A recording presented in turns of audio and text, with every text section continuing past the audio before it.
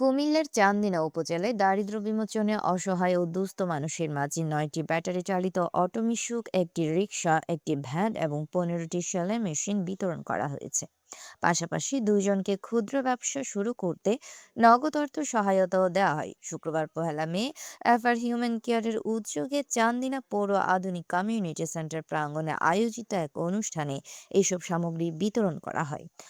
অনুষ্ঠানে সংগঠনের চেয়ারম্যান মোহাম্মদ নুরুল ইসলামের সভাপতিত্বে প্রধান অতিথি হিসেবে বক্তব্য দেন কুমিল্লা ৭ চান্দিনা আসনের সংসদ সদস্য আতিকুল আলম শাওন।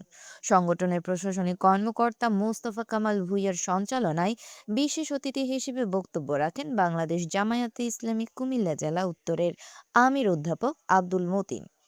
এ সময় আরও বক্তব্য দেন তীরচর আলিম মাদ্রাসার প্রভাষক মাওলানা মিজানুর রহমান, হারং আলিম মাদ্রাসার সিনিয়র শিক্ষক মাওলানা আবুল হাশেম, কুমিল্লা উত্তর জেলা মৎস্যজীবী দলের সদস্য সচিব ফজলুল সাত্তার, হারং আলিম মাদ্রাসার সভাপতি হাবিবুল্লাহ বাহার, অধ্যক্ষ মাওলানা আলাউদ্দিন, চান্দিনা মহিলা কলেজের অধ্যাপক হেদায়েতুল্লাহ, হারাং উচ্চ বিদ্যালয়ের শিক্ষক শাহ বদিউল আলম, মাতৃভূমি মডেল গার্লস স্কুলের প্রধান শিক্ষক কে মহিউদ্দিন, আড্ডা উমেদিয়া উচ্চ বিদ্যালয়ের শিক্ষক কাউসার আলম, সমাজসেবক দলিলুর রহমান দুলাল, মামুনুর রশিদ, আবু হানিফ, মহিউদ্দিন সরকার ও পিয়ারা বেগম।